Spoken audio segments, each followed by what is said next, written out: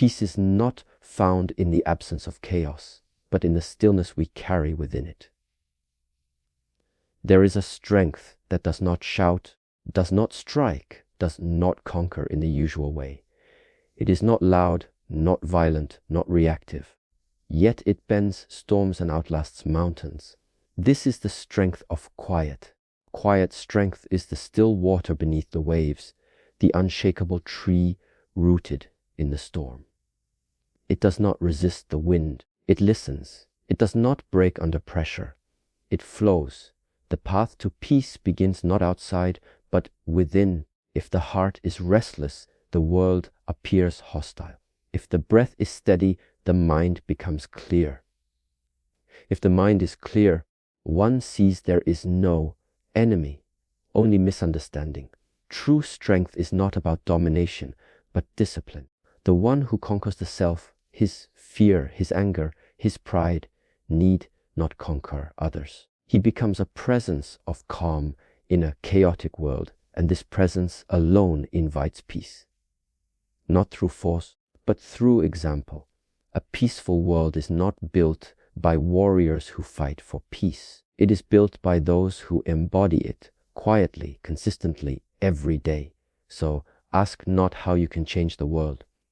Ask first, how still is your breath? How silent is your judgment? How soft is your presence? Because it is in silence, not noise, that peace is born. Strength in the common sense is often measured by one's ability to influence, overpower, or outlast another. It is seen in the volume of the voice, the speed of reaction, or the size of the victory. But quiet strength does not compete in such arenas. It does not need to overpower because it does not seek validation from external outcomes. Instead, it turns inward and asks the more difficult question, can I master myself, my impulses, my fears, my need to control? The answer to that question is what determines true strength. To practice self-mastery is to enter into a lifelong discipline. It means watching your thoughts without being ruled by them. It means noticing anger arise and choosing not to speak from it. It means hearing criticism and remaining unmoved, not because you are numb, but because your worth no longer depends on praise or blame. This is not weakness. It is the refusal to be led by inner noise, the commitment to act from clarity rather than confusion.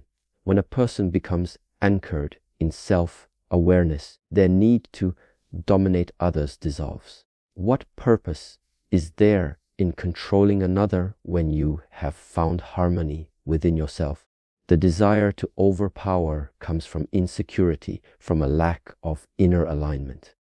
But the one who has cultivated quiet strength knows there is no enemy outside, only reflections of the battles we have not resolved within.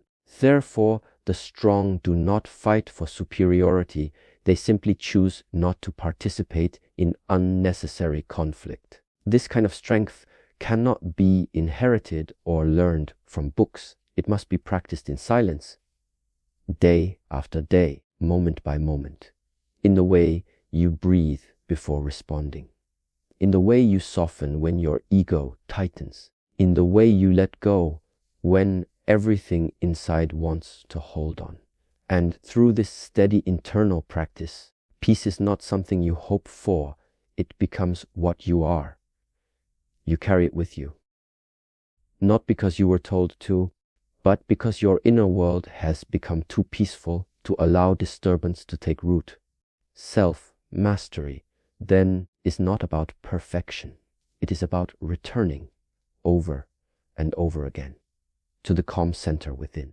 It is about choosing discipline over desire, presence over impulse, reflection over reaction.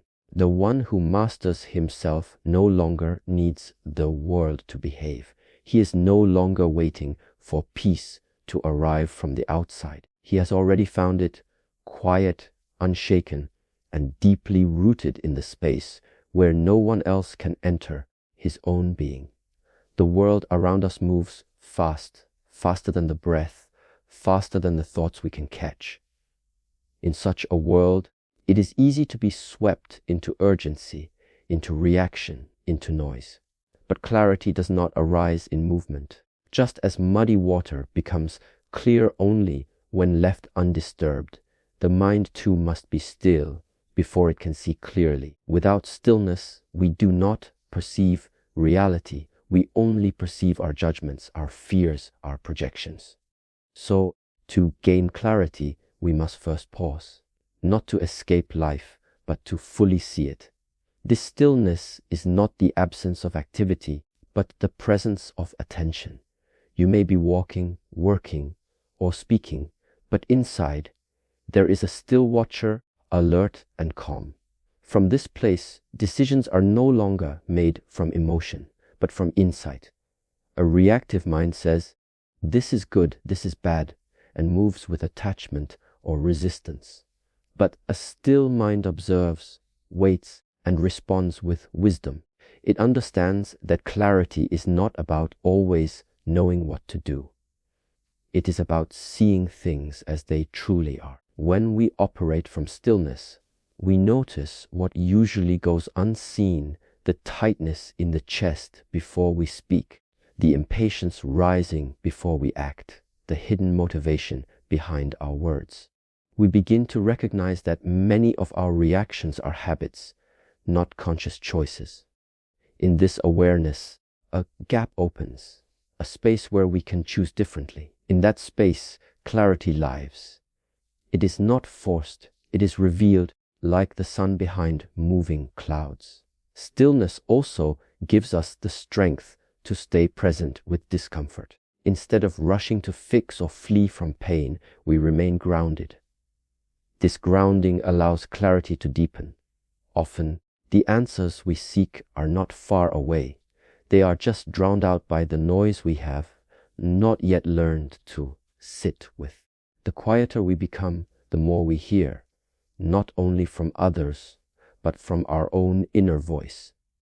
That voice does not shout, it whispers, and only in stillness can it be heard.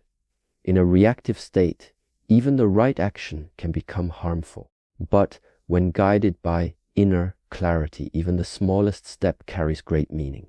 Stillness is not passivity, it is precision. It refines our perception, sharpens our intuition, and aligns our outer actions with inner truth. It teaches us that wisdom is not found in speed or force, but in presence. And through presence, clarity begins to guide our lives, not as an idea, but as a direct experience. The most powerful influence is often unspoken. It does not try to convince, does not argue, does not seek to win others over. Instead, it rests in presence. When someone who has cultivated inner peace enters a room, their energy speaks louder than any words could. They do not need to raise their voice. Their stillness, their clarity, their calmness ripple outward like the quiet surface of a lake disturbed only by light.